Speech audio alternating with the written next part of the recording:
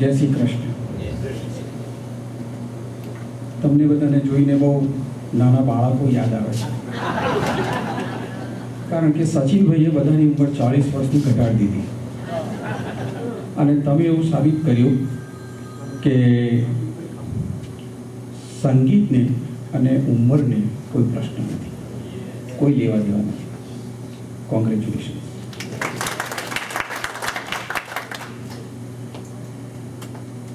Continental motors સ્કારબોરોની અંદર ફક્ત એક જ આપણા ગુજરાતી ભાઈનું અને તે પણ રિયલ ગુજરાતી ઇન્ટરનેટમાં અને લગભગ ગુજરાતી સમાજની અંદર જે સ્વજન તરીકે લગભગ પોતાની જાતને એસ્ટાબ્લિશ કરી શક્યા છે એવા મીરભાઈ ભટ્ટ 1 વર્ષ પહેલાં એમણે મને ઘણું બધું પ્રોત્સાહન આપ્યું, શારીરિક, માનસિક અને આર્થિક પણ. કારણ કે સરસ્વતીને અને લક્ષ્મીને બહુ ઓછું બને, બેઝિકલી બંને સ્ત્રીઓ. અને કુદરતનું થોડુંક એવું બી ખરું કે કોઈ પણ વાર્તામાં આવે એવું કે એક ગરીબ બ્રાહ્મણ હતો, અહીંથી જ વાર્તા શરૂ થાય. જો હું બ્રાહ્મણ નથી પણ સરસ્વતીની કૃપા છે એટલે થોડુંક લક્ષ્મી જોડે ઓછું બને. પણ એ ટેકો મિહિરભાઈ ભટ્ટે મને પૂરો પાડ્યો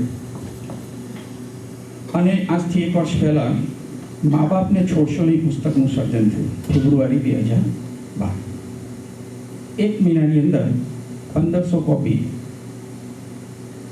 આપણી દેશી જલેબી ફાફડાની જેમ ઉપડી ગઈ. અત્યારે ફક્ત અહીં સિવાય કોઈ પણ જગ્યાએ ઉપલબ્ધ નથી. ઘણી સુંદર વાતો કરી છે અંદર અને હું હંમેશા કહું છું કે મારો કોઈ પણ આર્ટિકલ કે લેખ કે પુસ્તક એ બસમાં બેસીને વાંચવાનો વિષય નથી. જ્યારે બધું કામ પરવારીને બેડરૂમમાં જાઓ તો બેડરૂમમાં એ ચોપડી લઈ જજો અને ત્યાં શાંતિથી વાંચો.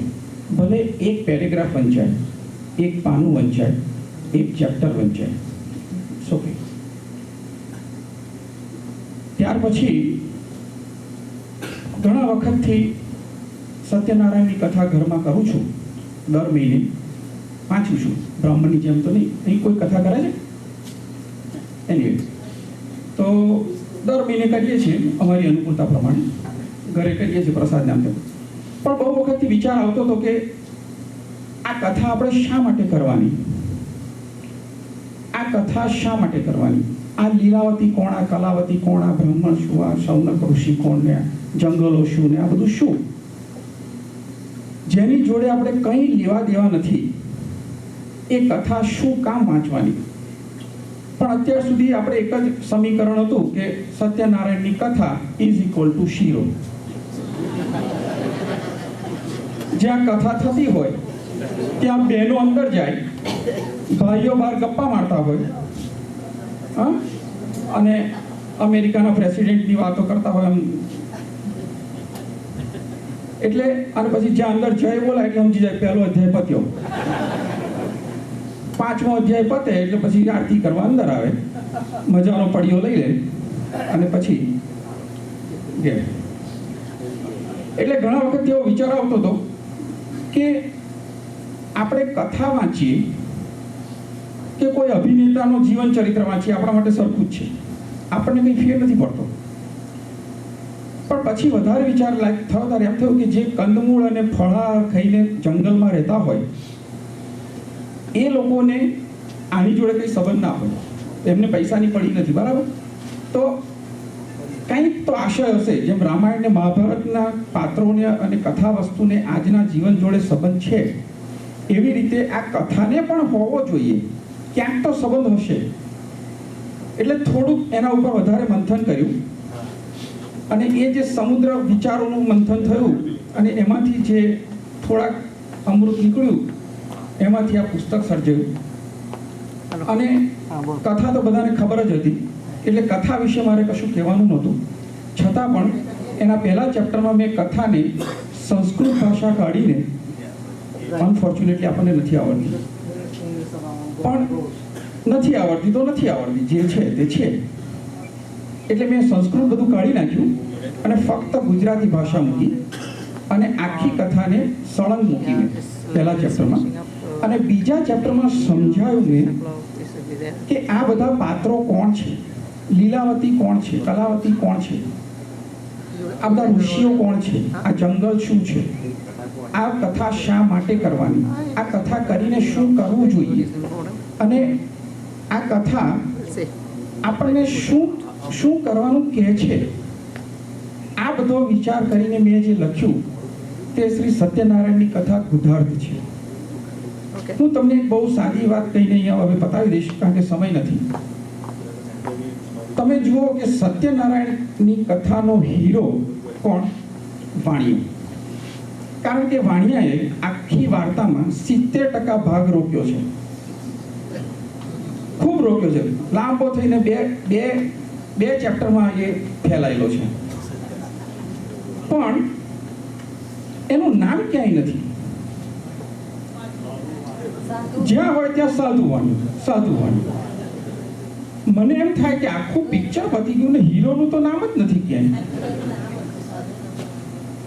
અને 1 મિનિટ માટે પિક્ચરમાં આવનાર કે 2 મિનિટ માટે પિક્ચરમાં આવનાર પેલો રાજા તુંગ હતો જેવું નામ છે એનું.